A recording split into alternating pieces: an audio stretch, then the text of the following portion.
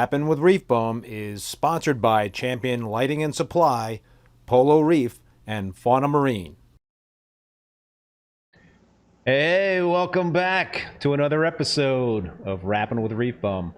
I'm your host, Keith Berkelhamer. So, on tonight's live stream, I welcome back Chris Wood from Captiv8 Aquaculture. What's going on there, Chris, man? Good to have you back. Thank you very much for having me. Always a pleasure to talk to you, Chris. I learn a lot from these talks, and I'm sure all the folks out there watching agree. Very, very informative stuff. So just a little background on Chris. He is a marine biogeochemist and the chief science officer of Captiv8 Aquaculture. He is also the founder and sole owner of Captiv8. The company's R&D draws from Chris's experience and 2 additional scientists. Is that still the case with total of 4 PhDs on staff? Yes. Okay. Chris entered the aquatics industry in 2000 as a marine scientist and product development and support specialist, and since that time has worked with aquarists and organizations throughout the world to improve outcomes with aquarium systems and recirculating aquatic ecosystems. Some of the organizations that have used his formulations include the Smithsonian Institute, Disney, NASA, and the Israeli government, as well as several aquaculture operations in the U.S., including ACI Aquaculture. I see that Mr. Chris Meckley is in the house, and Mr. Meckley will be on the show next week. Before we start chatting with Chris, I want to make sure I take care of some of the business here and thank the sponsors of this show. My sponsors are really important because they make this show possible with their support, and that means a lot, since I want to continue to bring you awesome guests to help foster a learning environment on the show. Champion Lighting and Supply, besides being a place for hobbyists to purchase saltwater aquarium supplies online, Champion Lighting is also a wholesale distributor for many popular brands. If you own an aquarium store or an aquarium service company, contact Champion Lighting through their website at championlighting.com to set up a wholesale account. They do sell Captiv8 Aquaculture products. Polo Reef. Make sure to check out Polo Reef's new YouTube video that drops this Friday. Imagine winning a fully paid trip to New York to see the 17,000-gallon reef in person. Well, that's exactly what just happened. Make sure to subscribe to their YouTube channel at Polo Reef for video drop notifications. Polo Reef is known for some crazy giveaways, so make sure to follow their socials as well. And my third sponsor is Fauna Marine. I do use the Fauna Marine Reef ICP Total Test Kit, which gives a quick, accurate, and easy overview of over 90 water values in reef aquariums. From macro elements to trace elements and pollutants, you get a complete overview, corresponding dosage, and action recommendations. I am now a certified Fauna Marine ICP test advisor, so if you want some help interpreting your results, then select me. All right, so with all that stuff out of the way, Chris, man, how's it been going? Busy? Good. Busy? It's the typical summer slowdown, which is nice, because okay. for about 6 months there I didn't have a day off, and I was not happy about that. So yeah, it's nice to have a little bit of quiet time right now. Yeah, no, for sure. So all right, man, let's get into a few of the topics here that I wanted to cover, and one is ammonia dosing. You know, it seems to be a very popular topic these days, and I had both Sanjay and Mike on the show talking about it. You know, that they're dosing ammonia bicarbonate. Chris Meckley, though, I know, is dosing ammonium chloride at this point. You have developed your own ammonium bicarbonate product. According to the theory on ammonia dosing, the corals consume it much faster versus nitrate, so it's more digestible, so to speak. It's consumed with less energy by the corals versus nitrate. Nitrate requires 2 reactions, and ammonia requires 1. I mean, is that kind of like your understanding there, Chris, in terms of the benefits of ammonia dosing versus nitrate dosing? Yeah, it's fairly well established. I would say it's extremely well established in the literature that plants make better use of ammonium as a nitrogen source than nitrate, and when given the option of ammonium versus nitrate, they will tend to select ammonium as the nitrogen source. Now, that being the case, they will not then reduce the nitrate in their immediate surroundings. Instead, they'll be reducing the ammonium. So if there's, or taking the ammonium up, consuming it. So yeah, that's basically what it's all about. It's easier. There's less work involved for the plant. There's a there's a an unhealthy level of taking that whole thing though, and this is I think where you've gotten a bit of the opposing view from other people. Yeah, Charles Delbeek mentioned that there is a lot of literature out there that's conflicting in terms of what the effects are actually doing, and I guess the question is, are there risks over Oh time? yeah, absolutely. I would I would put ammonium dosing in the same general category as dosing potassium or sodium hydroxide for most individuals maintaining a smaller aquarium system. It can lead to a disaster if there's an overdose. I can understand Mike, Paletta, and Sanjay going this direction because not only do they, between the two of them or individually, have decades and decades of experience with reef aquarium husbandry, and they've got large systems, and but the bigger thing is their experience, and also they have scientific background. They have they're I believe, as far as I know, that to be the case. They're able to think about things on a level where they're going to progress into a new area cautiously. They'll know what to look for as far as warning signs are concerned. They're not going to try and push an envelope to be the first person to achieve something and to say, hey, look, now I'm using this other thing here. Because there are inherent risks with ammonium dosing. The smaller the system is, for sure, the more difficult it is to really control what you're putting into it. And if you're going to dose with an ammonium product, then you need to really pay attention to the instructions, and you need to follow the instructions to begin with.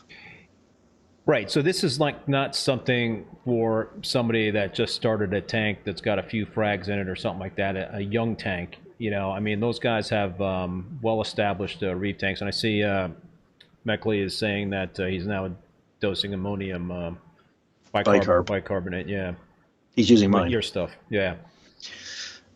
Yeah.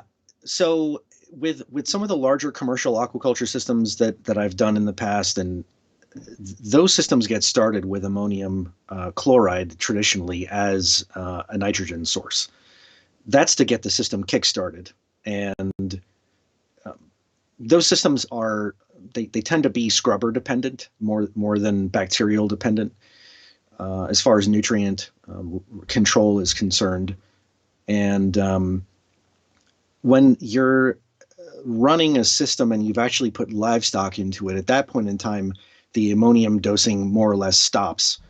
When you are growing a cohort of organisms in a system that rely on nitrogen, and you don't have enough nitrogen in there, that's one thing. But in the beginning with a new system, that generally isn't the case. It's a while until nitrate concentrations that are present at the end of the initial cycle start to drop down into concentrations and into ranges where now you start looking at it and thinking, okay, I'm down at 5 parts per million nitrate, and I'm happy with that, or I'm down at 10 or whatever the number is.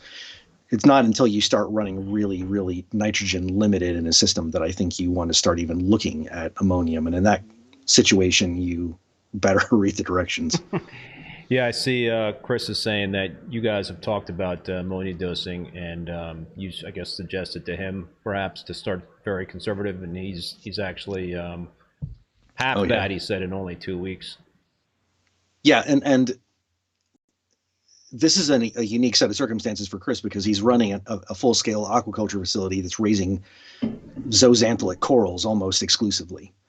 And that being the case, there's a massive demand for nitrogen in a system like that. And these are large systems. This is not somebody's 250-gallon living room reef tank. this is a system that's 30 times that by the time everything is all said and done. I mean, they're huge systems. So in a commercial application, it makes more sense. It's safer because you can get away with a slight hiccup. I don't find that to generally be likely in a really small system. So if somebody is trying to get a handle in terms of the nitrate dosing, or trying to manage nitrates right in their tank, and they've got I don't know, let's say you've got some very high nitrates in the system, so that kind of situation is not going to be a candidate for the ammonia dosing. I mean, who would be a candidate for ammonia dosing if you got an established system and you've got perpetually low nitrates? I mean, is that kind of like what your the target would be in terms of taking the plunge on that sort of thing? Yeah, I mean, in that case, maybe you've got a system where you can tell that the nitrate or the nitrogen content in the system is low because of coral coloration. And you're constantly having to dose nitrate now just to keep the concentration detectable. And that, of course, is a matter of the resolution of the test method that you're using. But detectable is kind of the magic word for so many different elements that behave in a nutrient type fashion in a recirculating system like this. So detectable is kind of the magic word because sometimes that's the best that you can really do. And you don't want to spike the system with a massive amount of any nutrient and then let it go for several days. Yeah. You really want this to be one of those things where the more consistently you can be administering it to the system, figuring, and Chris makes a great point there, don't think you've got to go by somebody else's recommendation. Have that, cut it in half. Right. And be conservative about it. And yeah, because in the end, the impact on the system is it falls on your shoulders and what you've just put into the system. If the whole system it dies, or if you lose a bunch of fish or something like this, and then all of a sudden now you've got a bacterial explosion in the tank, and all of a sudden the corals start going down as a result of this increased amount of bacterioplankton in the system, then you really have only yourself to blame. So go be ultra conservative about it. And here's another thing, dude. I mean, we've talked about this a lot offline. Even if you are a candidate, for ammonia dosing, let's say you get somewhat lower nitrate levels, but your corals are looking really good. Why would you even consider making that sort of change? Yeah, when things are looking good, there are two tendencies I find. There are people who get bored, and then that leads to complacency, and all of a sudden things start going down. Then there are people who look at it and think, I finally got it dialed in. I'm not going to screw with this anymore. That's like Meckley. I mean, like Meckley gets these things dialed in, and he's happy because now he doesn't have to think about it. Yeah, it's one less thing, to think about. And so achieving that condition of equilibrium, so to speak, or just happiness in the system overall, don't be ultra concerned with what you've read about aiming for this value or that value. Watch the coral and keep that. If you reach a concentration of anything where it seems to be the great concentration for that system, whatever that is, seek to maintain that unless you see something change. John Wright's asking a good question. Why not just feed more, fish food, coral food to get your nitrates up? Why dose nitrates, or why dose ammonia bicarbonate? Because you may be in a situation where you are nitrogen limited, but you're not, but your phosphate concentration is already in excess, and you don't want to address a problem of one nutrient being deficient by hitting the system with a large amount of organic material, saying to yourself, well, there's definitely nitrogen in this and there's going to be ammonia that's going to be generated. That's definitely true. There's a lot of other stuff in there that your system may not necessarily respond positively to. So if you hit the system with a bunch of food trying to supplement the amount of nitrogen that's in the system, and then tomorrow, the same time, your ORP value is 40 points lower, that's because you got so much excess material in the system now that the bacteria are going bananas on, and probably your pH is going to be suppressed as a result of that. And lately, it's become ever more evident that that's not the best way to do it.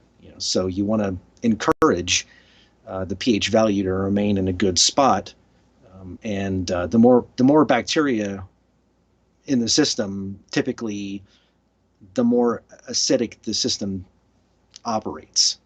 When you're relying exclusively on bacteria for nutrient conversion. Yeah, I mean, I asked you the other day. I was like, what are your thoughts about feeding, the tank more versus dosing phosphate? It was the same kind of question in terms of, dosing liquid phosphate versus just feeding the tank more. But it's because you've got more control over that Absolutely. phosphate piece of it.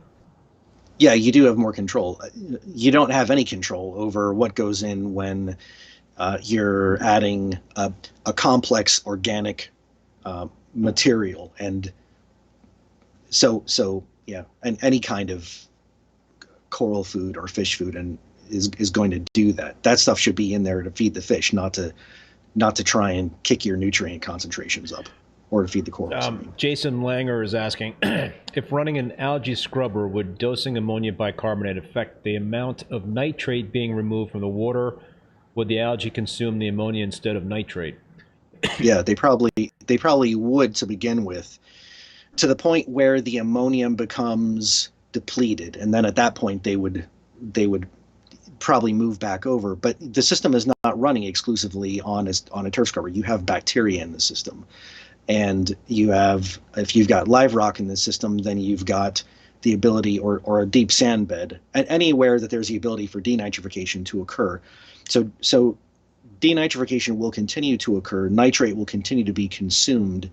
The thing that you run into here is that by putting ammonium into the system, now you kind of wind up in a set of circumstances where more ammonium could or will eventually be produced than the system was initially dealing with. So this is another reason you want to ease into it, so that the system is able to adjust to the change in the nutrient profile that's going in. And the more gradual that change is, then the more likely you're going to be able to catch what's going on. So if you're paying close attention to the nitrate concentration in the system, and your method of nitrate testing is adequate such that you can see when it's gone up 1 or 2 parts per million, then that, don't wait for it to go up 5 parts per million. If it goes up 2 parts per million, now you understand, okay, I put the ammonium into the system, there was a cause and effect. Use that kind of information to go forward. Here's another question. NSB Reese, would ammonia dosing be a good substitute to nitrate if you're combating cyano? Not sure I completely understand that, but I guess the question is, instead of dosing nitrates, would ammonia dosing help if you've got cyano in the system?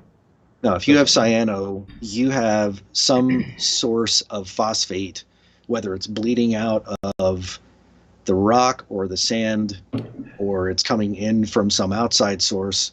Yeah, it's just it's the phosphate seesaw. You pull it out, the system, the phosphate concentration in the system looks like it's dropped down to some value that you're happy with. 3 days later, it's back up almost to the same value it was, without you having done anything else, and you're wondering what happened here. It's leaching out of your substrate. So, just as an example, but if I've got a system with cyanobacteria in it, I'm not looking at what my nitrogen concentration is preferentially. I'm looking to see what my phosphate is, because nitrogen's going in all the time. But if I've got excess phosphate and I can't get that out, that tends to be when I start seeing cyanobacteria become more evident. It's always there. Yeah, you and I were. I was grilling you before the show about my cyanobacteria problem in one of my display tanks, and yeah, it's pissing the hell out of me. But I think I've got some phosphate that's leaching out of the rock. You know, it's hard to tell, but the fact that you know, I've got this carob sea life rock, and the fact that it's like cement, no porosity whatsoever. You know, even though it's been in the system for a couple of years, just seems to be an algae magnet, grower, whatever. Well, so there's a way to determine to what extent that could be contributing to a phosphate issue in the system, and that's to mix up a fresh batch of salt water and do a phosphate test on that. Get yourself whatever, a 2-gallon pail. Mix up some fresh salt water, do a phosphate test. Hopefully the phosphate comes back undetectable. Take a piece of your rock, put that in there, and let it sit for a couple of days. There will be some migration of phosphate out of that rock. Stir the water up 2 days later and do another phosphate test. And if you see that the number is higher than you'd like, then it's a good chance that other rock in the system is going to behave similarly. So stir the water up in the container, in the bucket, in the bucket with the rock. just to make sure that it hasn't stratified or anything like that. I mean, the extent to which it's going to stratify is probably nil, but do it anyway just to make sure. Is that still possible though? Like after 2-3 years, that phosphates or whatever can still be leaching out of some kind of rock? I mean, is that possible that there's that much phosphate in that it could like be leaching slowly over that long of a period of time? It depends on how. Okay, I'll give you an extreme example. A few years ago, I was consulting for a company who had an account, an aquarium account, maintenance account, in a really nice home. And they were not the people who had put this tank together. They had somehow gotten the account from the company that had initially installed this system, and they brought me out there to have a look at this system. And dude, it was the algae tank from hell. And the homeowners were not happy. It was a pretty decent sized tank. It was big enough that the guy that I was working with got inside of it to hand me the pieces of rock. It was a room divider. It was a pretty good sized tank. And that rock, they said to me, you can keep it. We're going to replace it with all fresh rock. We're done. We're done here with this rock. We can't, it's never going to correct itself. And that was still at the time when quality live rock was more accessible, I guess I'll say. Yeah. And so they give me all this rock. It's got to be 400 pounds of rock. They gave it to you. Gave it to me. I bring it back here, and we've got a decent sized display tank in the living room. It's a total of 540 gallons, but the display itself is like 340, so it's a pretty good sized tank. I put the rock in there, and it had been sitting outside bleaching for 3 years in the sun, and I had hosed it off. You know, we're on an aquifer out here. We're in the middle of nowhere. Our water's really, really clean. Yeah. And dude, that stuff grew algae like nobody's business, to the point where it took 2 complete tank resets for me to get a handle on it. And it was that rock. And that was mixed with some rock that had come from the Keys. That didn't do me any favors either. But that rock specifically just kept on. And I pulled some rock out and I tested it. And I'm using Hawk test kits. They're, I think, very accurate. And so I was seeing, you know, when the color wheel matches up with a dark shade of blue, you know, that's so yeah, and the rock is still in there, and it's It's absolutely clean now. Now, one of the big changes that I made was that that tank initially was lit with LEDs, and then I swapped everything out and I put halides back over it, and everything went away. But that took some time. And so now, I mean, the rock is growing coralline. It's nice and clean, but yeah, that stuff had been sitting outside for such a long, long time, and we're in a fairly wet climate here, and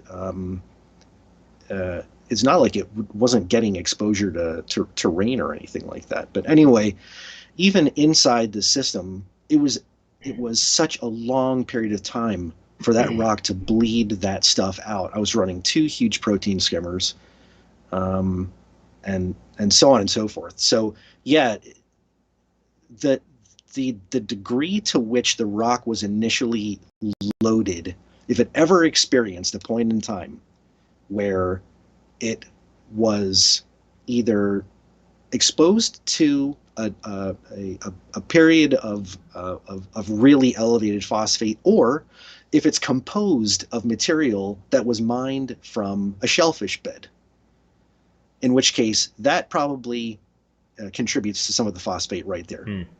So, and I have no idea where any of that stuff comes from. Right. Yeah, and it could be different batch to batch in terms of dry rock. I mean, who the hell knows?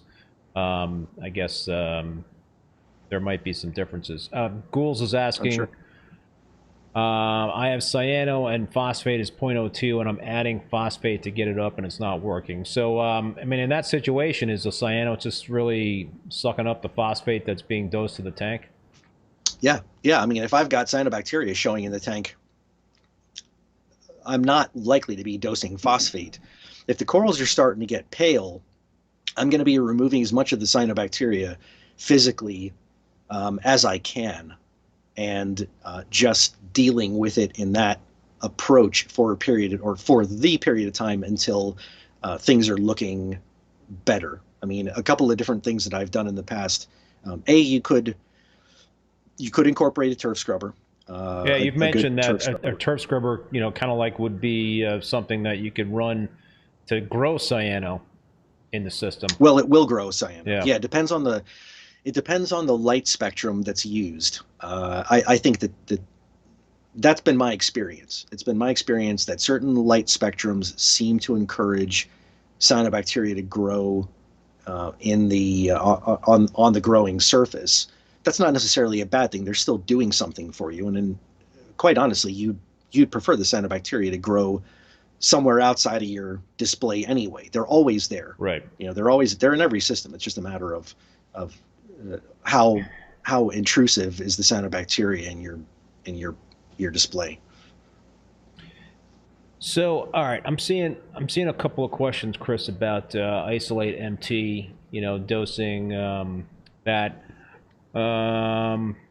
Gary Cumbo, can he give us more insight on how to dilute the isolate MT trace elements while running an algae scrubber along with ESV 2-part? So, all right. So, Chris, I mean, basically, the isolate MT is a product that incorporates several minors and traces in it, versus dosing those individual minors and traces. So, just for those, I guess, Chris, that are not in the know in terms of that, in what situations would you recommend dosing isolate MT versus individual traces and minors?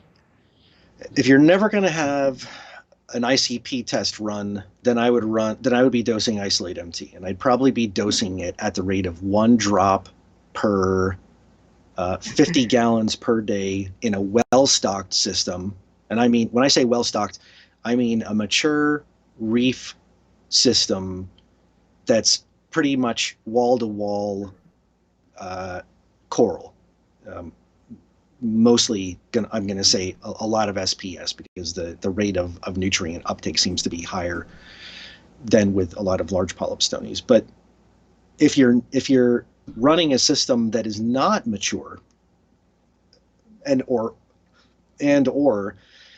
just isn't stuffed with coral, 1 drop per 100 gallons per day. 1 drop, not 1 milliliter. 1 milliliter is 20 drops. Very concentrated stuff.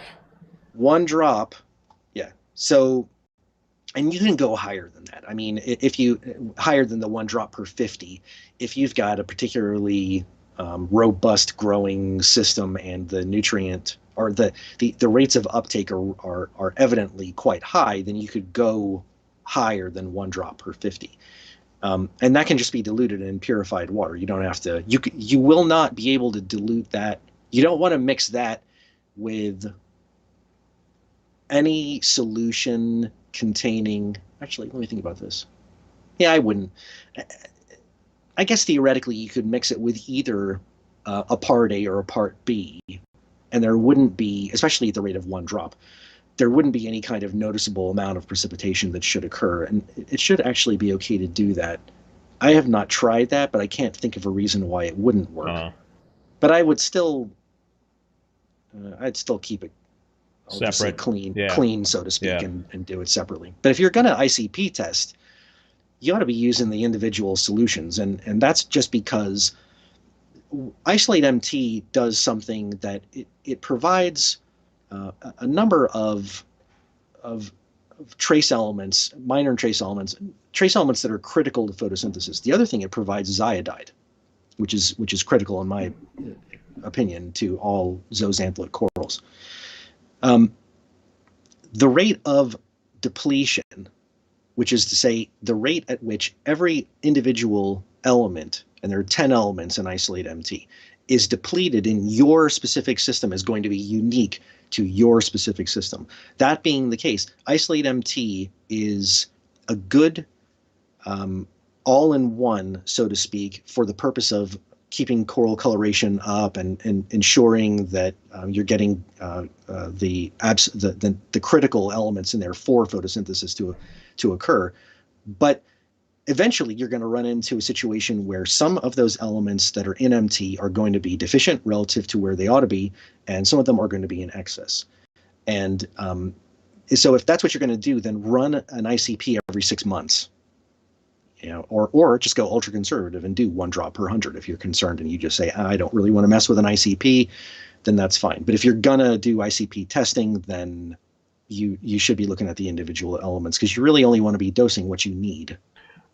Right. It just gives you more control. Absolutely. You know, yeah. and so it makes it easier to make certain adjustments. If you're over, you know, pretty well on something or under on something else, dosing the you know, Isolate MT would be kind of hard to get that stuff back into equilibrium. You could never do it. I mean, it just wouldn't. It's just not possible to do it. Right. So way. if you're doing like monthly ICPs or whatever on a regular basis, then it makes more sense to do the individual dosing. What about relying on heavy water changes, you know, to replenish trace elements? Yeah, as long as the salt that you're using has got the necessary trace elements in there, and if you are able to determine that there's still detectable concentrations of some of those critical elements when you're running an ICP, then there's absolutely no reason not to do that. I think that in most systems, you're going to have a difficult time maintaining concentrations of iron and manganese just by doing water changes. And the nitrate concentration in people's systems is also impacted by the availability of molybdenum. So if you're not dosing molybdenum in a system, and if there's no molybdenum going in at all, then the nitrate concentration may be perpetually difficult to get a handle on.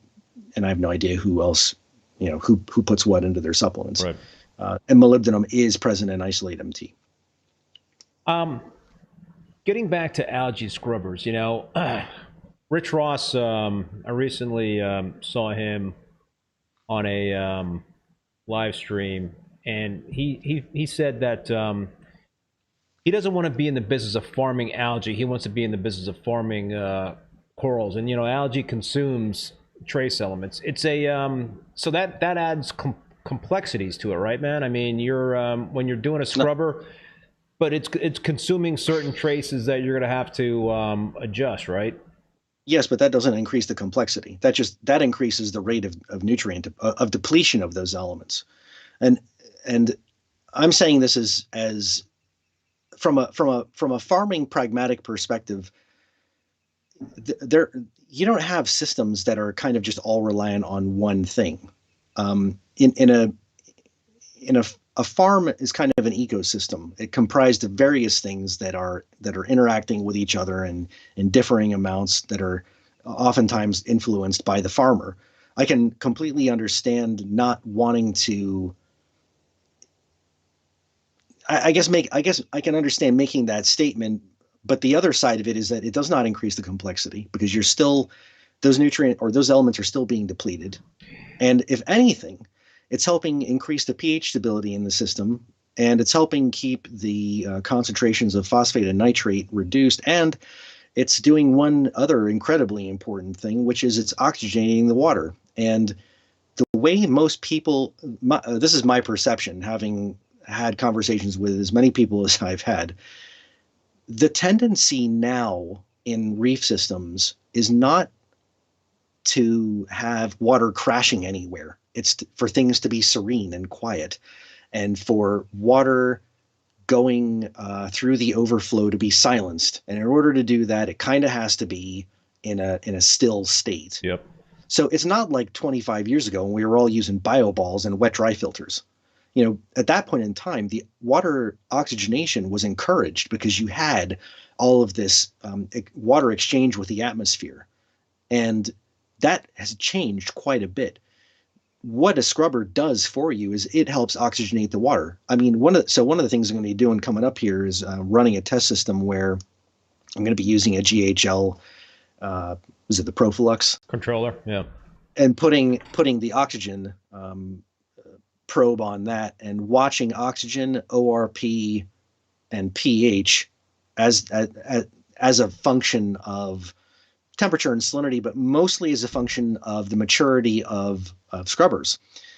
And I want to see if I can keep oxygen in the system more or less saturated 24 hours a day while keeping the tank pretty much as quiet as physically possible, because this is also in my living room. And we like it quiet around here. And so the scrubber is doing something really important, which is helping keep the oxygen content in the system up. And if you're not, even with a protein skimmer, injecting air from the surrounding atmosphere, how many times I hear people starting about a month ago, usually it's May timeframe through the end of the summer.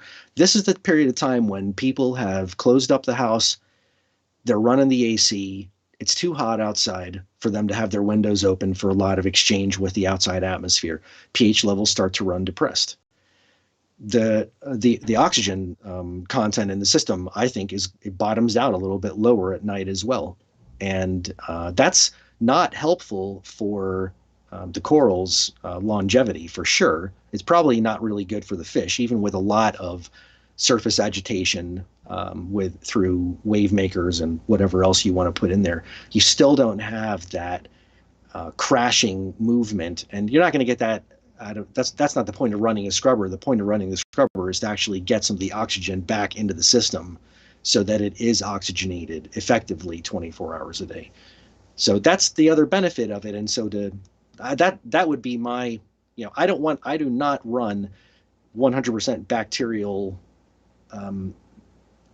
dependent systems because they tend to run acidic, because the bacteria are respiring and they're pumping out carbonic acid, and so the system pH is constantly low.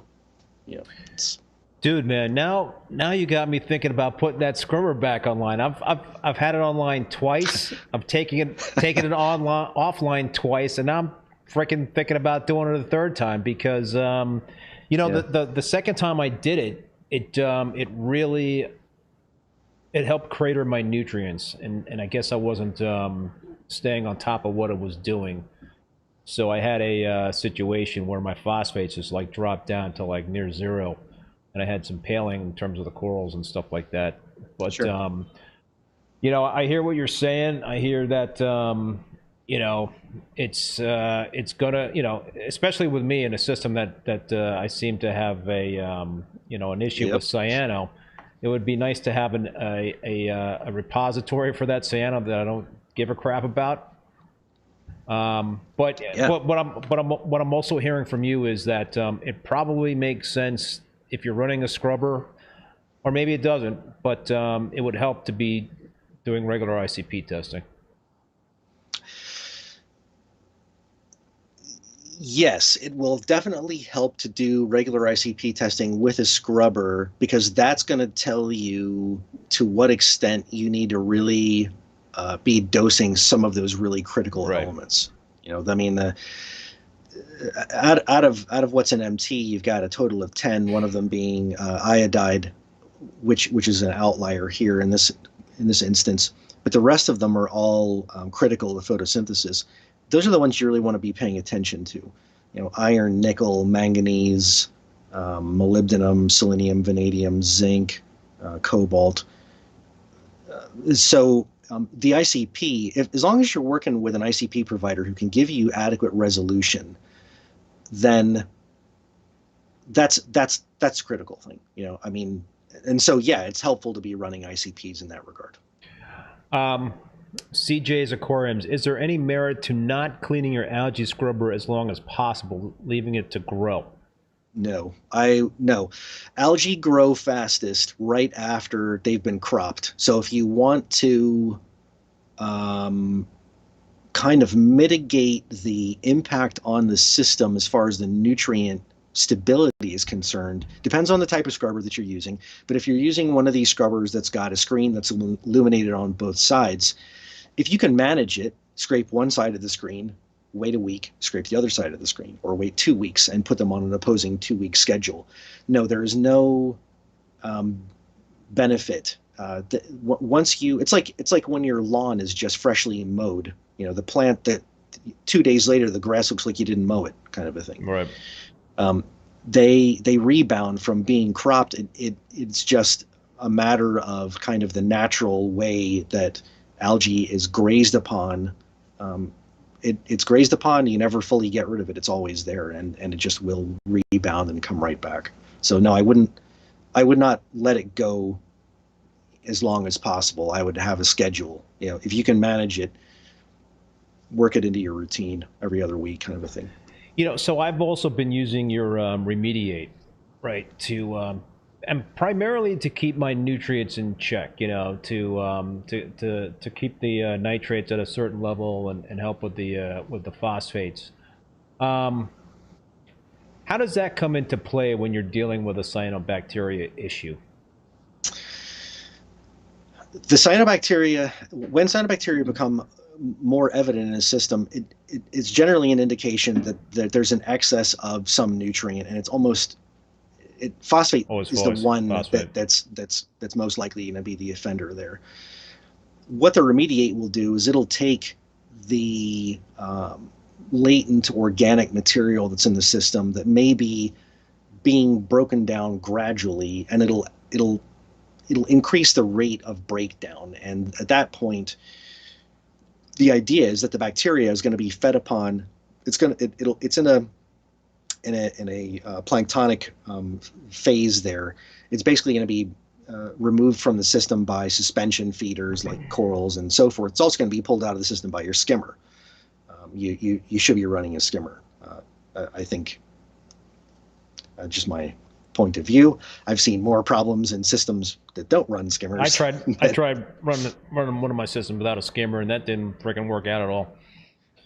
No. It on paper, it's one of those on paper things, where you read something and someone says you shouldn't have to use a skimmer. No, a skimmer performs such a critical function in a recirculating aquatic ecosystem that to not run one and to not have access to one, because by the time you realize, now it's going to be 3 months before this problem is fixed, because your skimmer has to break in, and the problem persists, and now you've wound up with God knows what in the system, and it's all because you didn't want to run a skimmer for some reason. And so skimmers in my experience, especially in aquaculture, are critical. And I know that there are people who run scrubbers and people who run mud systems and so forth who tell you, no, look, you don't need to run a skimmer. Look how beautiful my aquarium is. dude, you are the one in a million, because everybody else who's tried to do it has not made their tank look like yours, or very few of them. You know, it's just, it's so unlikely. So I mentioned dosing your Remediate. Why not carbon dose versus dosing bacteria? What's the You could do that too. I mean, you've got pre-existing bacteria in the system, right? So for carbon sure. dosing, you're basically adding fuel to the, to the bacteria you already have to help them multiply versus adding new bacteria. Assuming that they're carbon limited to begin with, that's when carbon dosing kind of comes into play. If you're running a system where you don't do a lot of feeding and there's not much in the way of organic material entering the system, then yeah, carbon dosing can be useful, because it's providing those bacteria a source of carbon that they may require. But if you're running a scrubber, running carbon dosing, running carbon dosing tends to lead again to a more acidic system, because you're now encouraging the bacteria to proliferate.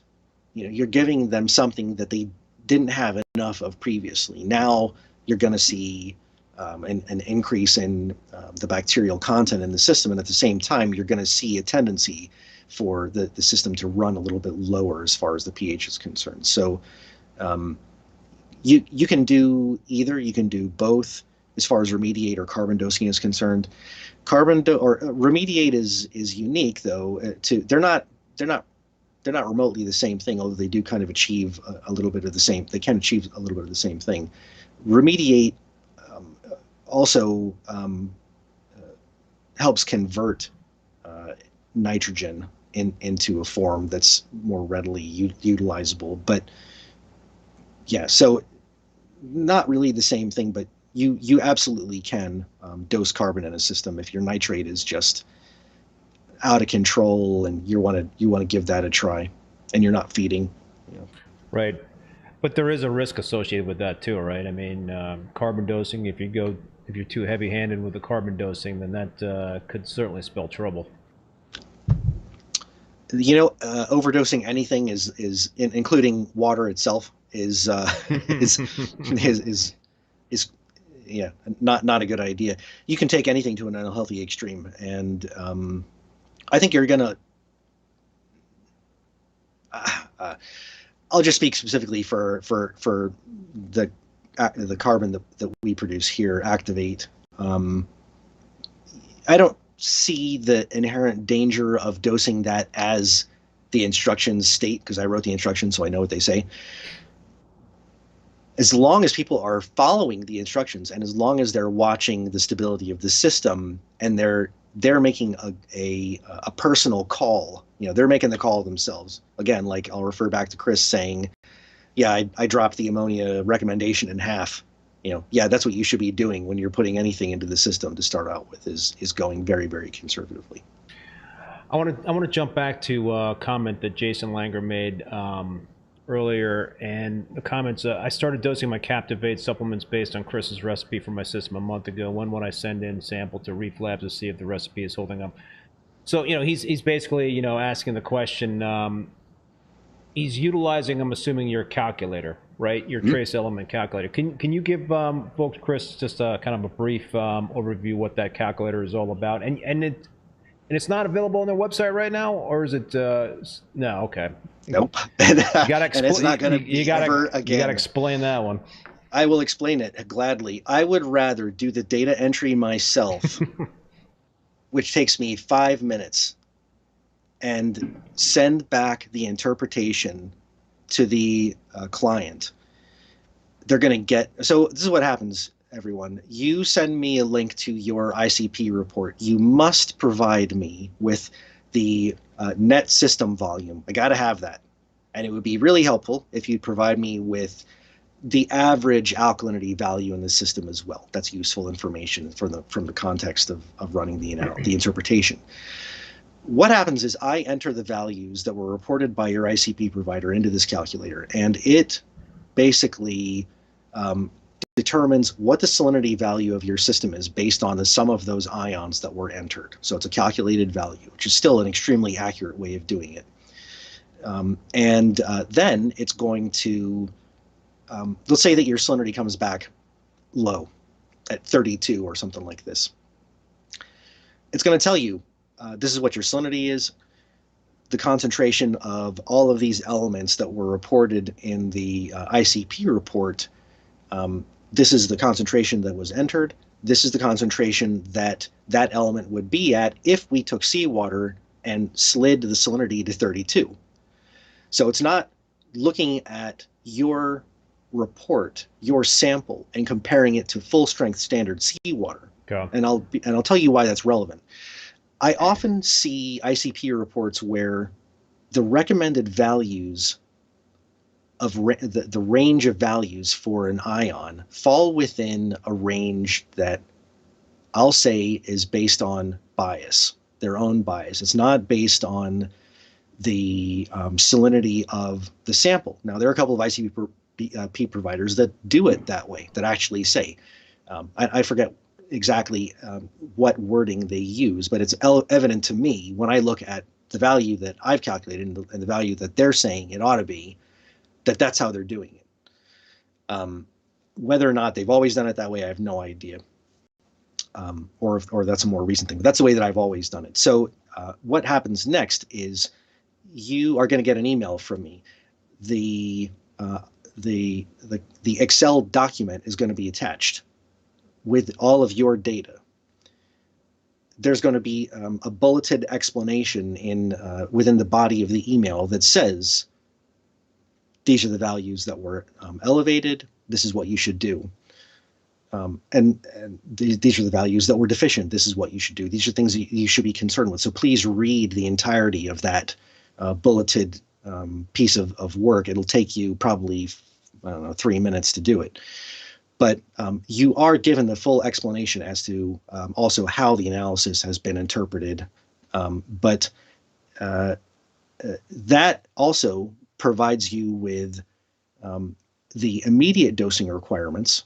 So if your system was deficient in calcium, for instance, I'll use iron instead. If your system was deficient in iron, it's going to tell you you need X number of drops, probably 1, of isolate Fe to bring your iron value up to the standardized value. And the standardized value, again, is that value that your value would be at that 32 parts per thousand in seawater. You get that whole list on one tab. The next tab over tells you how to make the dilute master dosing solution. Tells you how many drops you need to add to that solution. You're able to change the values as far as the default is you're going to dose for 30 days and you're going to make a gallon worth of solution. If you want to dose for 15 days, change that value in the field to 15. If you want to make 500 gallons of dosing solution to go over that 15 days, change that value. And it's going to change the values that it calculates, but it tells you exactly how to go ahead and put that solution together as well. And almost all of the isolate, minor, and trace element solutions are compatible. Actually, they are all compatible in the same solution. There are a couple of the major element solutions that they're not compatible with because there will be some degree of precipitation that can occur. But then the third piece of this is that next month, let's say you run an ICP and you send me the report. I'm going to go back and look at your previous ICP interpretation that I did. I'm going to see what the values that were calculated for your master dosing solution were, and I'm going to transcribe that onto the new sheet, and it's going to adjust the dosing for your next master dosing solution. So if I'll use iron again. Let's say you'd been dosing iron, but your iron still comes in as below the target value. Say you were dosing 2 drops. This is for a particularly large system. It might tell you to add a drop. So instead of you dosing 2 drops this month, it's telling you to dose 3 drops. Yeah. That's based on what your dosing solution calculations were from last month. And the longer that you go on doing it this way, theoretically, the more accurate that master dosing solution kind of becomes to address the values of the rates of depletion in the system. Now, things change in systems all the time. Excuse me. And so it's not like, there's a there's a target value somewhere out there, and eventually you're going to get there. That value is moving all the time. Yep. It moves based upon so many different aspects of what's going on in the system, but you're still attempting to keep the values as close as possible to the standardized values. You don't want to be really, really high, and you kind of want to make sure that those critical ions are above the constant, or they're at a concentration where they're at least detectable by the ICP provider. Again, this is going back to the resolution. Go with an ICP provider who gives you the resolution that you really want, and that way those values are meaningful to you. Because if you're being given a report where the concentration of this element is much lower than the resolution of the ICP system can provide you, then that's an element where it's a question mark for you at best, because you just don't know. Where is it exactly? You have no idea. So that's how you do it. And so why the Excel file is not on the website anymore is just because it is faster for me to enter the data myself, and rather than someone say, hey, did I do it right? And then I got to go back in and look at it. And I would just rather do the work for everyone, send back that interpretation. Again, it's no charge. Usually you'll get it back from me in 1 or 2 days after I get the link. I think that's also really, really useful, because it provides some context into what do these values really mean? What do I need to be concerned with? What's, like a great example is let's say that your sulfate concentration is jacked up like 10%. Well, that's a big deal. If your sulfur is really high. If your sulfur is really high and your magnesium is really high, there's a good chance that you've been dosing a lot of mag sulfate in your system. If your sulfur is high and your magnesium is low, it could be that you've been dosing a lot of mag chloride, or some other or calcium chloride or some other chloride, to the point where the chloride concentration has reached a point where it's so far out of balance with the sulfate that it shows off as a big discrepancy. So there's definite value to getting an ICP run, and even if it's once every 6 months kind of a thing, or once a quarter, for a couple of reasons. I mean, one, you want to make sure that the ratios of all the major elements are as close to where they should be as possible. Hopefully the salt that you're using is providing you with that. If it's not, you need to consider what you're going to do about it. Are there certain elements that, let's say you're getting back ICPs, and there's certain elements like manganese or cobalt or iron where you're always getting zeros? Is that something that you really need to be concerned about in terms of dosing that stuff versus other minors and traces that potentially might be more important to make sure you're not zeroing out on?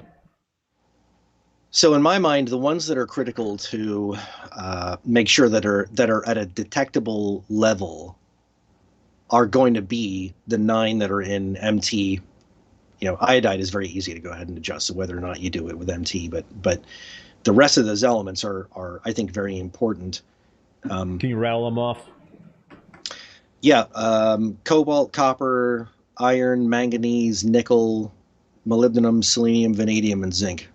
So it's 9. Yeah, copper. Copper I just started dosing myself based on your recommendation. I think I started with 1 drop, and I did my CP and I got 0 back on it. So I guess I'm going to try 2 drops.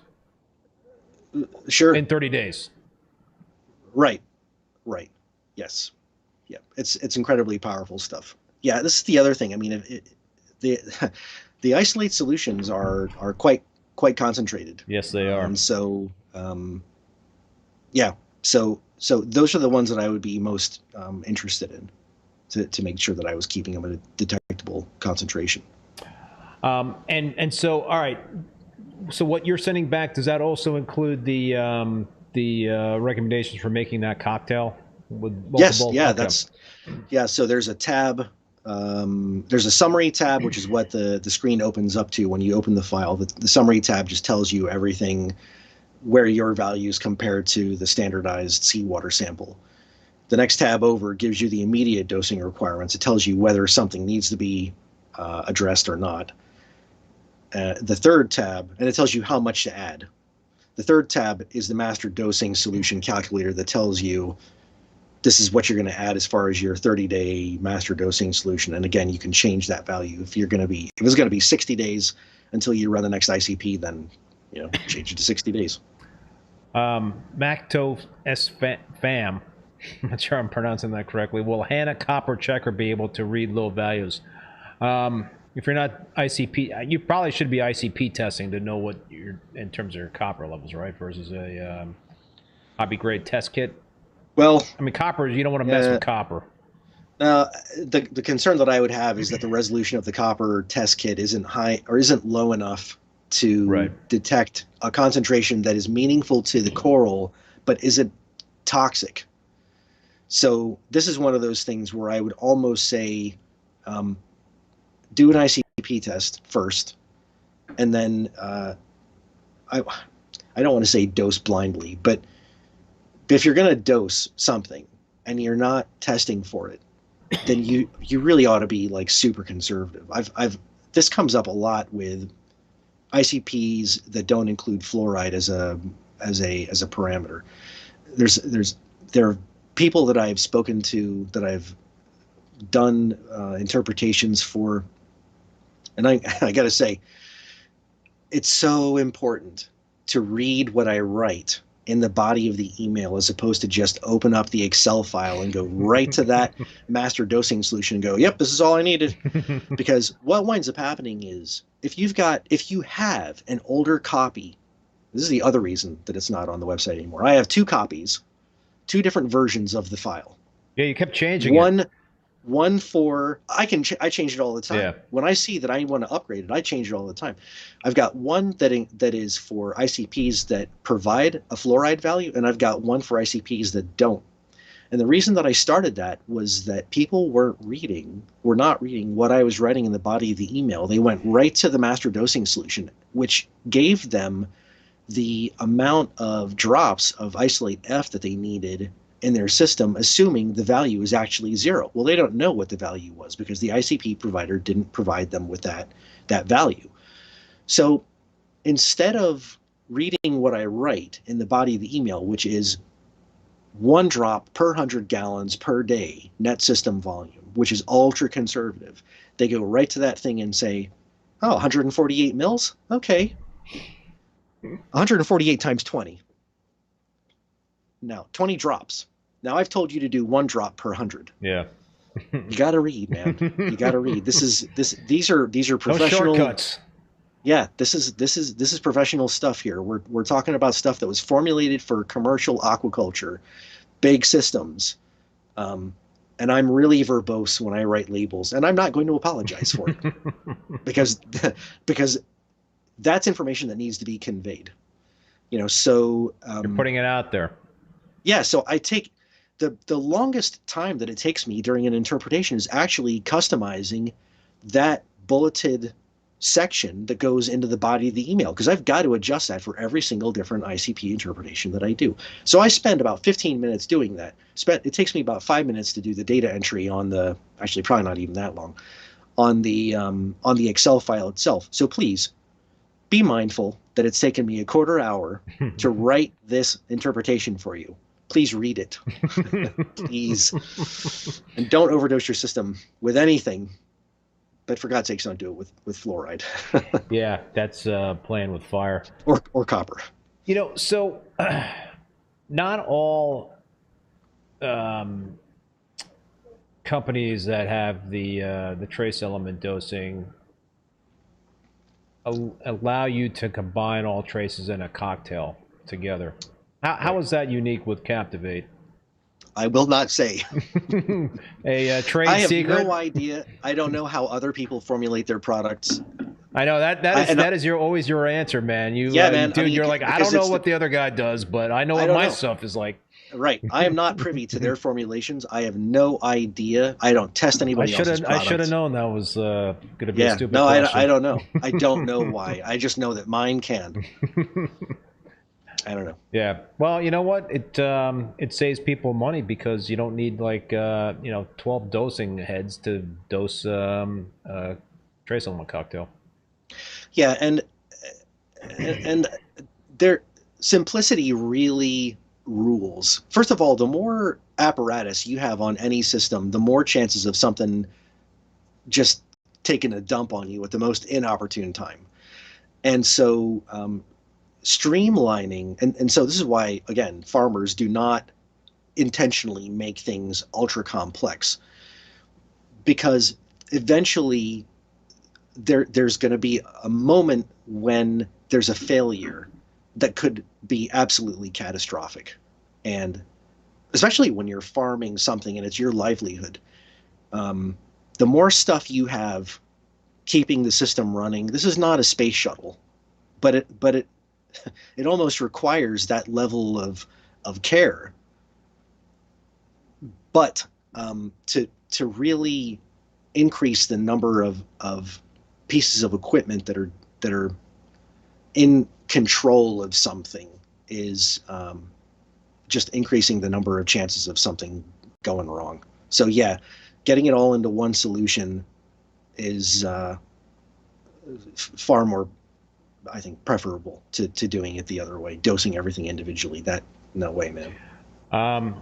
So I know how Chris is going to answer this question from Reef Keeper. Does Chris have an ICP company he prefers as far as dialing in his cocktail? Nope. Nope, I don't. I recommend my recommendations. All right, so lately, I again, please go to the website. Please go to my website and down probably, I'm not sure where it is. All right, so that's not going to help you. Somewhere on the main Captiv8 page, it's either at the top, there's a menu, and there's an ICP option on the menu. You can drop that down. Somewhere on the site, though, there is an explanation about my thoughts about ICP analysis. And because this is a question I get a lot, which ICP company should I use? So I go into some detail there, and I'm sorry, it is rather lengthy, but you'll see when you read what's written there why I took the time to actually write what I wrote. One, you want fast turnaround time if possible, because that gives you a view to the system as recently as possible. So if it's a long time, if it's a couple of weeks, if that's the best that it can be, then that's kind of what you're stuck with. If you can find someone who gets the results back to you more quickly within a few days, that's preferable. They have to be providing you with legitimate results. Those values need to be pretty darn close to being correct. The only thing that I can But how do you know that, though, right? I mean, well, all right, so with major element dosing, actually, or testing is actually how I would do it. Get a hold of some good, and you should have some good standard test kits, that you rely on to verify the values that are being provided by your electronic monitoring equipment or your ICP provider or anything like this. Those test kits, as long as they're accurate test kits, and accurate test kits, there are some good, accurate hobbyist grade test kits out in the market, and there have been for a long time. What I use are laboratory grade test kits made by a company called Hawk. I'm sure I've mentioned in past discussions. You want to, at the time that you pull the sample for your ICP, you want to test for the major elements that are critical and that you can get these good test kits for: magnesium, calcium, potassium. If you and strontium, potassium, absolutely, okay. Yes, yeah. What about phosphate? Sure. I mean, phosphate may potentially change somewhat because it's a nutrient. But by the time it gets to the all right, I wouldn't be, if I'm getting an ICP analysis wrong, the phosphate is, I don't care what the phosphate comes back at. To me, that's of no interest because it's a nutrient. That concentration may have changed, and if it changes by 10%, that's a fairly good amount because there's not that much phosphate in the system to begin with. But perform a test with reputable test kits, and if you get an ICP result back that seems off, and I mean really off, contact the ICP provider and ask them. Just say, hey, look, I'm just curious. I ran an analysis using my own test kits. Now I understand that I can't see the resolution that you can see, but this number seems off, or these numbers seem off. And use that as your benchmark. Certainly go by the recommendations of other people that you trust that are using an ICP provider that maybe is close to you. And if as long as everybody's getting results that they feel like are accurate results, then that's a good candidate.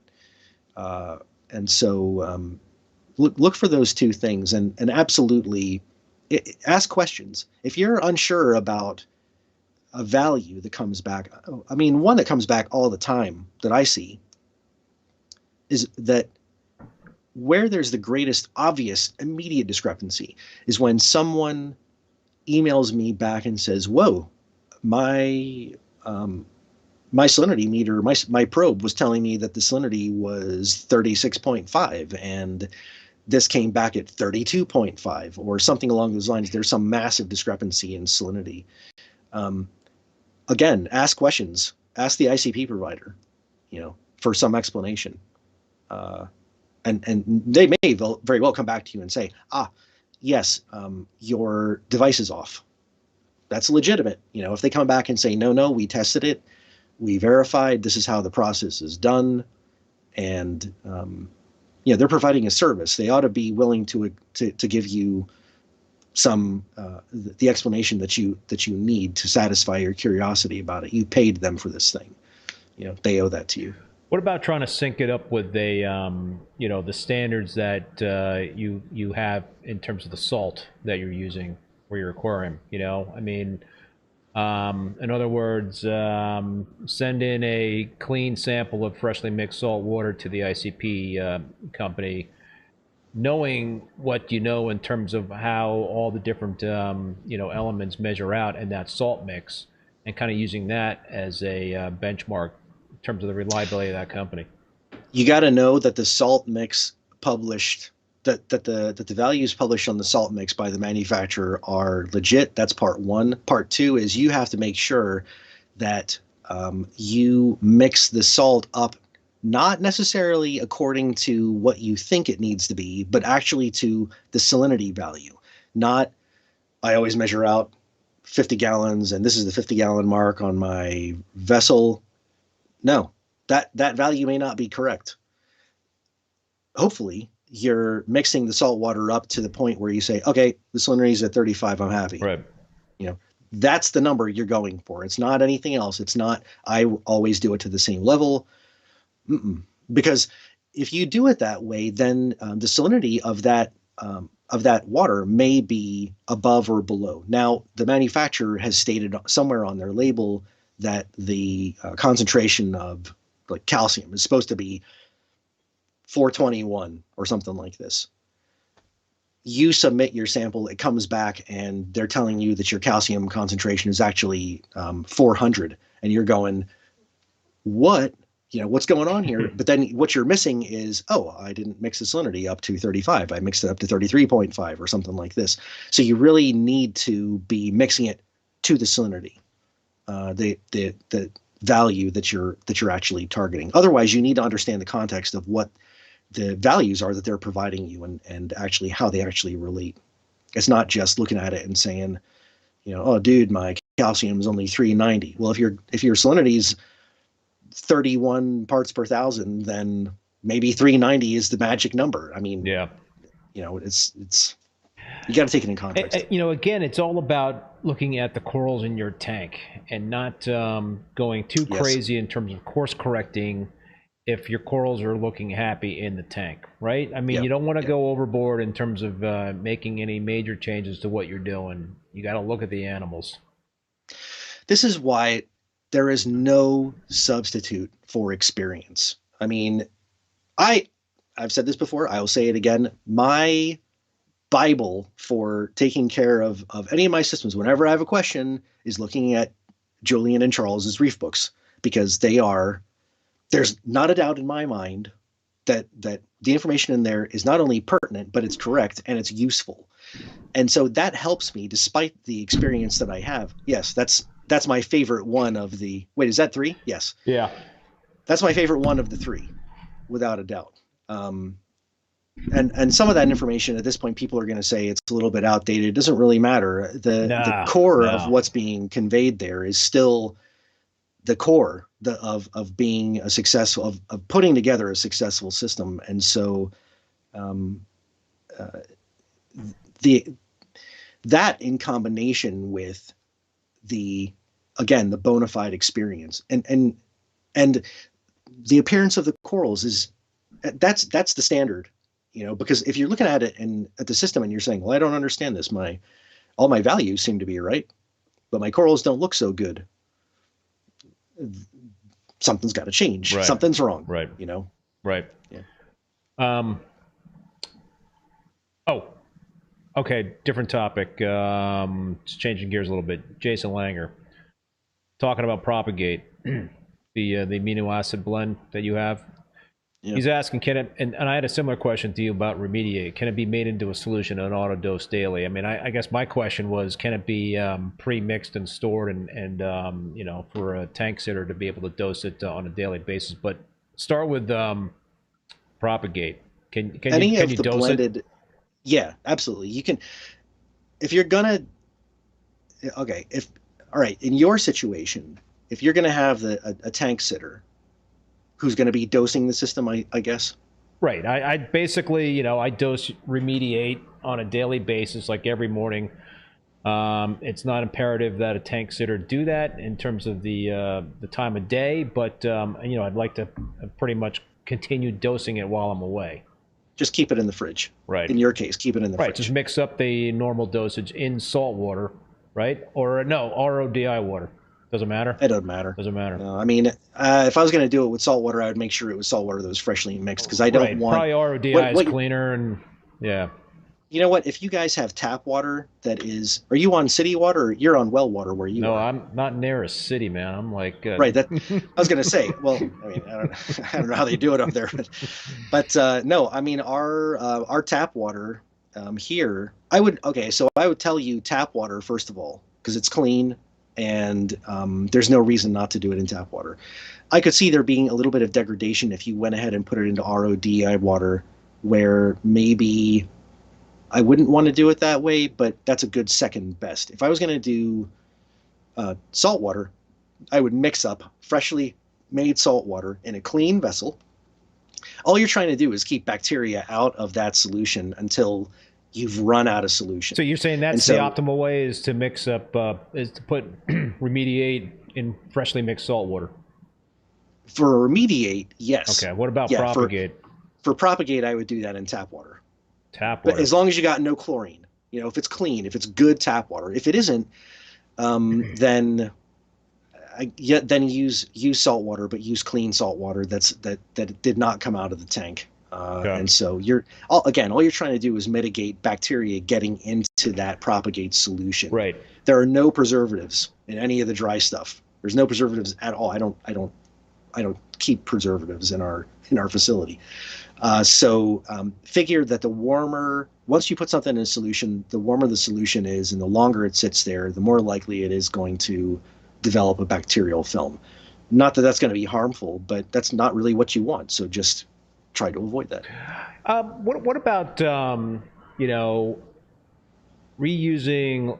So I've got Remediate in a Tupperware little bin. So I'm basically trying to keep it as separated as possible from air, moisture, what have you. But over time, it seems to get a little clumpy. Is that at that point? Is that it's fine. It's still fine. Okay, so it's not losing any of its juice. No, that stuff is in a form of in a state of stasis, and without adequate nutrients there, if you start seeing the packet start to swell, And that's then I would say, okay. okay, yeah. But if you're not seeing that, then, and I've never seen that either, but that would be the telltale sign. Kalkwasser. I can't believe we haven't talked about Kalkwasser yet. Oh God. What about Kalkwasser in terms of preserving that? I mean, that you don't want any air to come in contact with that, right? I mean, that will degrade the potency. Yeah, quite possibly. Gradually it will. That I package that exclusively in resealable zip top bags. When you open it, you take out what you need. You carefully close the bag back because the stuff gets everywhere. Yeah. Force as much air out of it as you can. Right. Seal it and just keep it in a dry location. You don't need to worry about, because it's sealed. You know what I mean? Like, but you want to keep it away from moisture because it will clump. You want to keep it away from exposure to the air because it will become gradually less alkaline. What about the use of calc stirrers versus a drum? You know, so a calc stirrer, basically the concept is you're feeding it with RODI, auto top off water. So you're running that through that. You know, I've had discussions with Meckley about this, but you know, I think the thinking is that that will dilute the Kalkwasser by constantly running RODI through it, right? Versus using the method that you know, I follow, Meckley's method, which is as a bin, and pretty much putting the amount of Kalkwasser that you need in terms of in the powdered form, filling it up with RODI water, and then dosing it via dosing foam. I've done it both ways. When I first started in the industry, and I was working for a company where we were building protein skimmers in addition to the other things that we were doing. I'm not going to mention the company by name because it's probably some kind of, I don't know, it's probably not a good idea. But anyway, we had a lot of acrylic tubes hanging around, and we were working with a company who was doing some acrylic fabrication for part of this filtration system that we were also doing. I put together a calc stirrer that used a really good laboratory magnetic stirring platform made by Corning. I think if you look for one of those now, they're probably $500 used. You could adjust the spin rate on that stirrer with a big magnet, like probably with a 1-inch magnet bar, and I feel like I might have used a cross. But I had at the bottom of this reactor a Teflon disc, and that was meant to mitigate the amount of wear that the magnetic stirring bar actually had on the bottom of that acrylic. So it was glued to the bottom, and I think that disc was, I mean, it was wafer thin, but it was probably a 3-inch diameter. Uh-huh. So what I had was the water line from a purified water system discharging inside this vessel. It was entirely sealed with thumb screws and all this up at the top. It was glued down at the bottom, and the discharge, the tubing, it was just 1/4-inch compression tubing. It was cut so that it was probably only about 1/2 inch off the bottom of the interior of this vessel, and there was a crap load of Kalkwasser in there. What would happen is I would keep the magnetic stirring platform on the lowest speed that I could reliably make sure that the magnet was continuing to spin, and I could hear it. Yeah. So I knew that it was working. And so I had water coming in from the feed line, and I had water exiting out to at the time, a float valve. Kids, don't do this at home because this is not how I recommend dosing Kalkwasser. But now I would do it differently. Now I would actually do it with a solenoid, but it would still work largely the same way. But at any rate, what wound up happening was the purified water was coming in. It was discharging almost at the bottom of the interior of that vessel.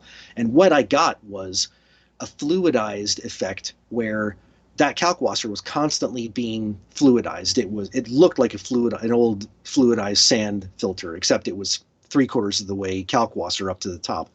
I would adjust that the speed of the magnetic stirring platform down as the amount of Kalkwasser decreased inside that vessel. Because what would happen is you'd start off with a super heavy, milky layer of Kalkwasser in the bottom half of this thing. As time goes by and more Kalkwasser is leaving the vessel, the level of Kalkwasser inside that vessel starts floating up to the top, and the solution itself starts to become discolored, whereas it was largely crystal clear above the Kalkwasser before. So, and again, I could see this because the acrylic tube that I was using was like, I don't know, 5-inch diameter extruded. I still have a bunch of them. But that water discharge down near the bottom, I think, was critical because it made sure that purified water was always interacting with the Kalkwasser that was inside that stirring vessel. And so I never had a problem maintaining pH with that. Oh, I mean, that worked exceedingly well. Yeah. I mean, I would do something like that now. The problem that I ran into, this is why I would use a solenoid instead of the float valve thing, is you don't want to pressurize an acrylic vessel with water pressure coming off of your well pump or anything like this. I mean, I probably had that thing in operation for less than 6 months because I'm sure it was showing signs of stress from wanting to just blow the entire thing, because it's kind of like a mini, bomb inside your aquarium cabinet. And so, because when that float is up at level inside the aquarium, there's still water pressure acting on the calc vessel. So it would pressurize in there. Again, kids don't do this at home. But it worked really, really well. And so I don't think there's any one right way to do it. I think there are a lot of ways that you can make it work. And certainly it takes a lot less space to do a calc stirrer if you can get one that will work reliably for you. But there's an investment. And I build almost everything that we use here from scratch. I don't like buying stuff. It's really unusual unless I have an emergency. Then I call up Todd at Champion and say, hey, I need blah, blah, what do you have? Yeah. I did that with protein skimmers a couple of years ago during that live rock algae fiasco. And so, but I like building my own stuff. And so if I know if I've got to have $600 into something, then, I can at least fiddle with it and I don't feel bad if it breaks. If it craps out on you. Yeah. All right, dude. So the last thing I wanted to talk about is coral snow treatments, and I've been kind of going back and forth on these things. I've done a few, I've stopped. I've done a few, I've stopped. Sort of like an algae scrubber for me. I've been dipping my toe in it. What do you think the advantages are in terms of coral snow treatments? I mean, my understanding is that it acts as a flocculant, right? It could help trap organic compounds, detritus, what have you, and help remove that via mechanical filtration. I mean, if you're doing coral snow treatments, though, can that work against you in the sense that not all of the stuff that gets trapped or adheres to the flocculant gets exported from the system? Can that lead to an issue? All right. So in my mind, I look at this. So what we're talking about specifically here is the application of what's effectively micronized aragonite into the system. You put a spoonful of this micronized aragonite into the system, and it needs to be a high purity aragonite. But overall, what winds up happening is, and I'm going to speak exclusively here about not about the impact on alkalinity or anything like that. I'm going to talk about what the perceived visible impact is to the system. By doing this, the aragonite tends to bind with compounds in the water that are associated with discoloration of the water, which is why you wind up with what appears to be an improvement in overall water clarity after you've done this. For the first, I have often done it before closing up shop for the day or going to bed or something like this, depending on where the system is. And the next morning, of course, the water gets massively cloudy immediately. Yeah. The next morning is crystal clear. And so in that respect, it is useful. So there's a store up here in Clifton, that I've known these guys for years. Absolutely fish, wonderful aquarium store, wonderful people. One of their managers asked me if I could source some of this for them because he was interested in trying it, and I wound up bringing it in, and I'd sent some to you up as well, I think. Yeah. But so the impact that it has on the system is that the increase in water clarity that happens, usually it's that next day, and you haven't done anything else to the system. As far as in order to enact that change, as far as the impact on the system is concerned, and whether or not there's some sort of a potential detriment to removing those organic compounds from the water, your skimmer is going to be pulling a lot of that stuff out anyway. If the skimmer is not actually keeping the water as crystal clear as you would like it, then this is a way to kind of boost, I suppose, the ability of your system to actually export that stuff. So there's no real downside to doing a coral snow treatment in terms of like there being accumulation of some sort of residue.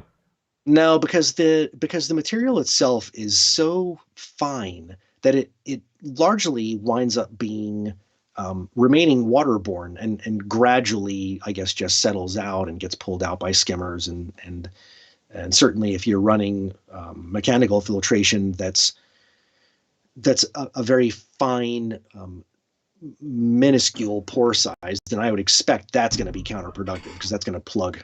But depending on the micron size of the material, I don't use roller mats or anything like that, so I can't say what the impact is. But we're talking about stuff that's around 2 microns, and so it's quite small. And of course, the micron size increases with accumulation of material.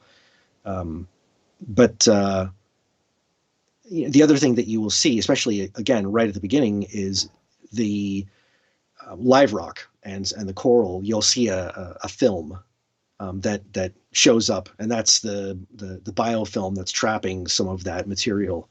That's usually gone within a couple of hours as well. So again, by the time tomorrow morning rolls around, it's done. There's no accumulation. You're not in danger of accumulating biofilm on the rock. It's going to dissipate. No, I mean, the way that it's meant to be used, you're not going to have any kind of an issue like that. Again, as with everything else, you could take that to an unhealthy extreme, I'm sure, but that's not the point. I mean, it's there as an extra thing to assist you with doing that. Any added benefit to coral snow treatments if you're using activated carbon and UV sterilizer? So there won't. As far as activated carbon is concerned, I could see there being some actual trapping of the particles, depends on the carbon. I don't see them as being particularly running in the same area. I guess because the carbon is being used expressly for the means of reducing organic load in the system. Yeah. I wouldn't be overly concerned that there's not going to be any kind of a negative reaction. That's one thing. As far as a UV is concerned, there should really be no impact on that, aside from if the sleeve is not clean to begin with, is not particularly clean, and it's accumulated a good film, then I could see a faster reduction in UV penetration through that quartz sleeve if there was enough of a film there to trap that material. But I mean, a UV sterilizer is only effective as long as it's effectively getting the light through that quartz sleeve. So It's got to be maintained. It's one of those pieces of equipment where it's like running an ozonator in a humid environment. Might as well just unplug it. Yeah. I mean, as far as the UV is concerned, you just gotta keep on top of that, and that really shouldn't be a problem. Reef Exotica by Luis Aceves is asking a question about it's a comment, and I'll turn it into a question. Just added coral snow Microbacter 7 mixture, which is a bottled bacteria, to my tank this morning. The added bacteria is supposed to help with cyano, which I have a little bit right now. What are your thoughts in terms of adding a bacteria to the coral snow mix?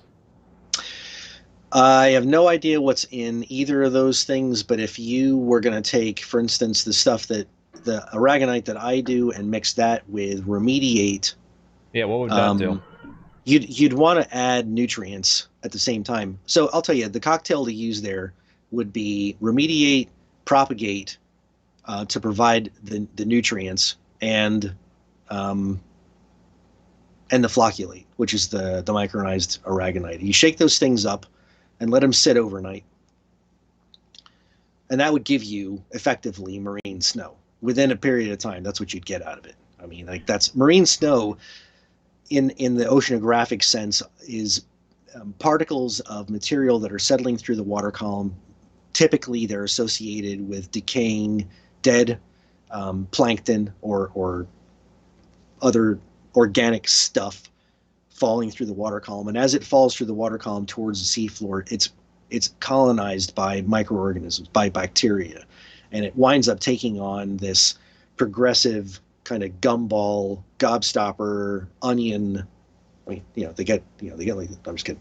They're very, very, they're basically like an amorphous structure where you've got all of these facets to it. And that's what marine snow technically is. And so this is why I say that you can produce it that way by mixing aragonite and bacteria and your choice of nutrients.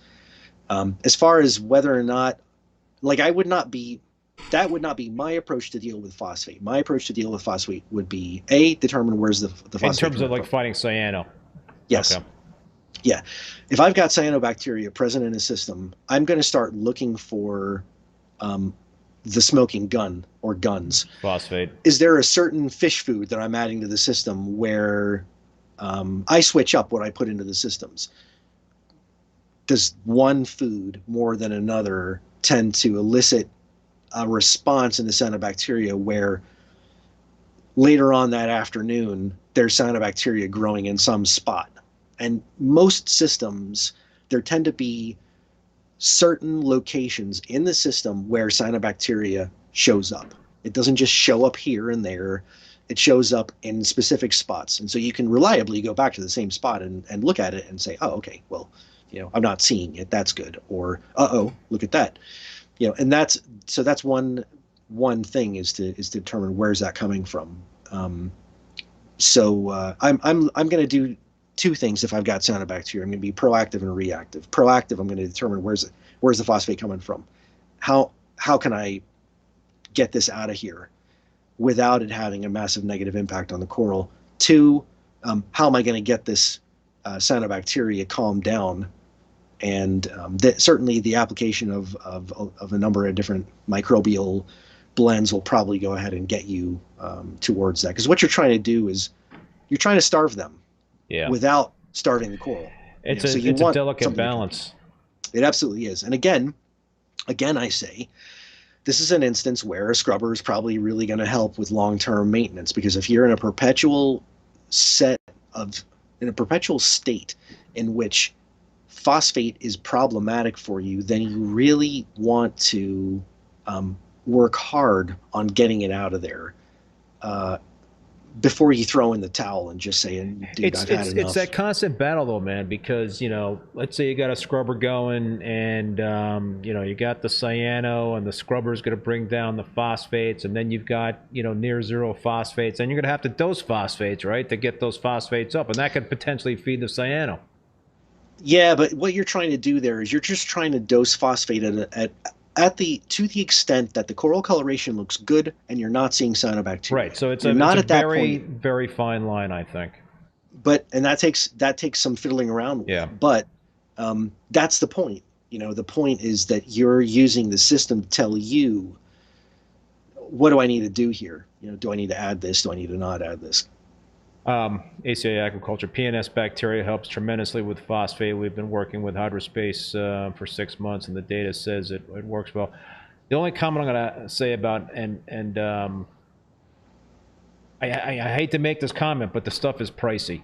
The PNS bacteria to dose that stuff, it can get pricey for a larger system. Yeah, a company called Hydrospace. but I have no doubt it's a good product. But dude, I've kept you long enough. It's been a great discussion as always. Any final thoughts, man, before we sign off here? No, no. I thank you everyone who's watching this. I really appreciate it. I sincerely appreciate your continued interest and certainly in what I'm doing here at Captiv8 and what I have to say. And please always feel free to contact me with questions about the products. I handle all of our tech support, and I'm the one who formulates everything. So I'm going to be the one who's giving you some guidance on how to proceed with things. And folks can Champion Lighting and Supply carries your stuff. I carry your stuff. Get it from Todd at Champion. You know, they're a sponsor. Don't, you know, if they don't have something in stock, then you can go to ReefBum to pick it up. But Champion should be the go-to. Where else, Chris, can folks find Captiv8 stuff? There's I don't have it all over the place. Yeah. I deal with selective people who really are good industry partners. Yeah. So there's Ken out in California at High Tide. Yep, High Tide Aquatics. Yep, and saltwateraquarium.com. Yeah. And there are a handful of other dealers that one of our distributors that handles the West Coast sells to, but they haven't provided me with the names of those people. So if you're happen to be a store who's using the product or selling the product in your store, then please reach out and provide me with a logo and your web address, and we'll get you up on the dealers. And you could also get it at ACI Aquaculture. Yeah, I'm saying if you're selling the Reef Blueprint brand, then I can put you up there so people can actually see that you're selling the brand. But yeah ACI, Champion, and Reef H2O. So as far as distribution is concerned. Cool. All right, dude, man. Well, listen, Chris, thank you so much. And I appreciate you taking the time again to have this chat. I also want to take the opportunity to thank the sponsors one more time. Champion Lighting and Supply. Besides being a place for hobbyists to purchase saltwater aquarium supplies online, Champion Lighting is also a wholesale distributor for many popular brands, including Captiv8. If you own an aquarium store or an aquarium service company, contact Champion Lighting through the website at championlighting.com to set up a wholesale account. Polar Reef. Make sure to check out Polar Reef's new YouTube video that drops this Friday. Imagine winning a fully paid trip to New York to see the 17,000-gallon reef in person. Well, that's exactly what just happened. Make sure to subscribe to their YouTube channel at Polar Reef for video drop notifications. Polar Reef is known for some crazy giveaways, so make sure to follow them on social media. Fauna Marine. I do use the Fauna Marine Reef ICP Total Test Kit, which gives a quick, accurate, and easy overview of over 90 water values in reef aquariums, from macro elements to trace elements and pollutants. You get a complete overview with corresponding dosage and action recommendations. I'm personally now certified as a Fauna Marine ICP Test Advisor, so if you want to help with the interpretation of your test results, just pick me when you have that option. And big thank you to Paul, who's also who's the moderator, also the president of the Boston Reefer Society. Please join and support your local reefing clubs. They are so important to this hobby. Also want to let you know that all episodes of Rappin With ReefBum are available as podcasts on Spotify, Apple Podcasts, Google Podcasts, Stitcher, and Amazon. Next week, Rappin With ReefBum will be Tuesday, June 11th, 7 p.m. Eastern Standard Time. Mr. Chris Meckley from ACI will be on again.